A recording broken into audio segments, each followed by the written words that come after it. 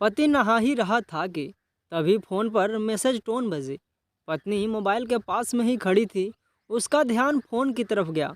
उसने सहज ही फोन उठाकर मैसेज पढ़ा। Hi good morning dear. किसी बेबी का मैसेज था। पत्नी सोच में पड़ जाती है कि अब यह बेबी कौन है। तब तक पति भी नहाकर बाहर आ चुका है। पत्नी उसे किसी बेबी का मैसेज आया है बताती है। पति मुस्कुरा देता है, फ़ोन उठाकर उस मैसेज का रिप्लाई करता है, hi baby, how are you, और अपने काम में लग जाता है। इस रिप्लाई को भी पढ़ती है। अब हर पल पत्नी के दिमाग में यही विचार कौंधता रहता है कि यह बेबी कौन है। शाम को पति घर आता है। पत्नी उससे पूछती है, यह बेबी कौन है। पति जवाब में सिर्फ मुस्कुरा देता है और फिर से अपने काम में लग जाता है। 2-3 दिन बीत जाते हैं। उन विचारों ने अभी तक पत्नी का पीछा नहीं छोड़ा था और फिर से पति के मोबाइल पर फिर एक बार बेबी का मैसेज आता है, आज तुम मिलोगे कि नहीं, तुम्हारी बहुत याद आ रही है। इस मैसेज ने आग में घी का काम किया। पत्नी का शक और भी ज़्यादा पक्का हो गया। बीच बीच में ऐसे मैसेजेज का आदान प्रदान होता रहता और पत्नी के मन में शक की जड़ें और गहरी होती गई।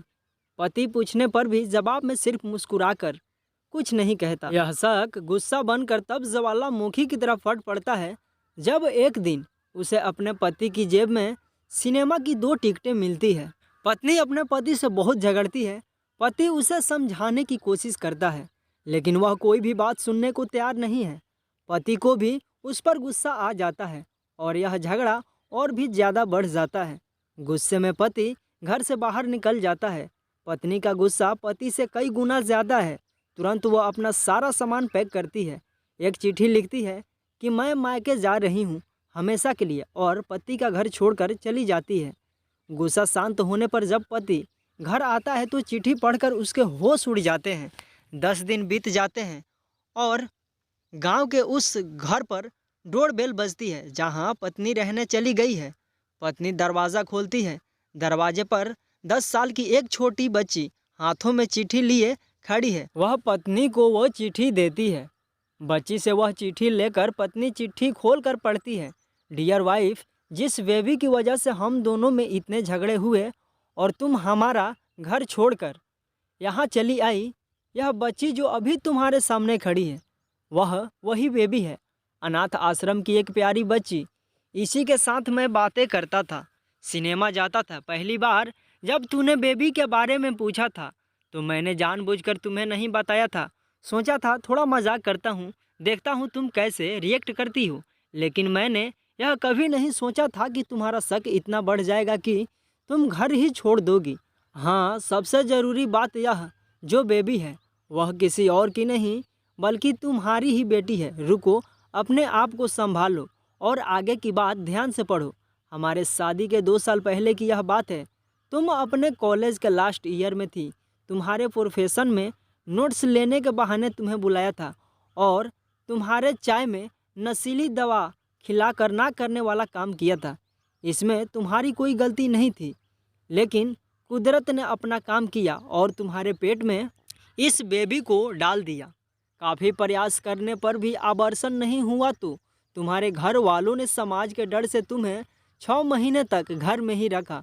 तुम्हारे पिताजी खुद एक डॉक्टर हैं, इसलिए बिन मांगा बच्चा बड़ी आसानी से बिना किसी को काने कान खबर हुई इस दुनिया में आया। भविष्य में तुम्हारी शादीशुदा ज़िंदगी में कोई प्रॉब्लम ना हो, इसलिए तुम्हारे पिता ने इस बच्चे को गांव के एक अनाथ आश्रम में छोड़ दिया। यह बच्चा मतलब यही बेबी जो अभी तुम्हारे सामने खड़ी है। अगर अभी भी विश्वास नहीं हो रहा है तो इस बच्ची के गाल का वो तिल देख लो जो शायद तुमने उसे आखिरी बार रोते हुए देखा होगा, या फिर अपने पिताजी से पूछ लो। पत्नी जल्दी से उस बच्चे को पास में लेकर उसके गालों का तिल देखती है।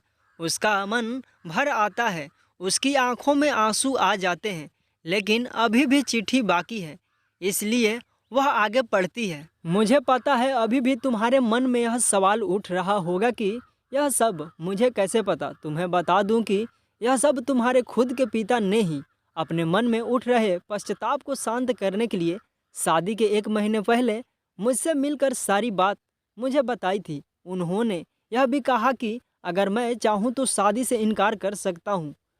मैं तो स्वीकार किया क्योंकि इस पूरी घटना में तुम्हारी कोई गलती नहीं थी और हमारी शादी हो गई। तुमने मुझे बहुत प्यार दिया, लेकिन तुम्हारे पिता से बेबी के बारे में जानने के बाद मैं उसे मिले बिना नहीं रह सक पाया। मैं बीच बीच में उससे मिलता था। उससे मिलना, उसके साथ समय बिताना मुझे अच्छा लगता था। कितनी प्यारी बच्ची, बिना किसी गलती के क्यों सज़ा भुगते। बस इसलिए मैं उसे थोड़ी सी खुशी देने की कोशिश करता था। बस मुझे इतना ही कहना था। अब अगर तुम फिर से अपने घर आकर मेरे साथ रहना चाहो तब और सिर्फ तभी गैलरी में आ जाओ। तुम्हारा और सिर्फ तुम्हारा डियर पति। बिना एक क्षण की भी देरी के पत्नी दौड़कर गैलरी में पहुंची और रास्ते पर उसका पति खड़ा था। उसके चेहरे पर मुस्कान की, पत्नी की आंखों में आंसू आ गए। कारण कुछ भी हो, अपने दोनों के बीच में कभी भी सबको थोड़ी सी भी जगह मत दो, क्योंकि दुनिया में हर बीमारी का इलाज है, लेकिन शक नाम की बीमारी का कोई इलाज नहीं है। मन शांत रखो, जो भी मन में आए एक दूसरे को बताओ। यह कहानी आपको कैसी लगी कमेंट करके बताएं और ऐसी ही कहानियाँ सुनने के लिए हमारे चैनल को सब्सक्राइब करें। थैंक यू दोस्तों इस वीडियो को पूरा देखने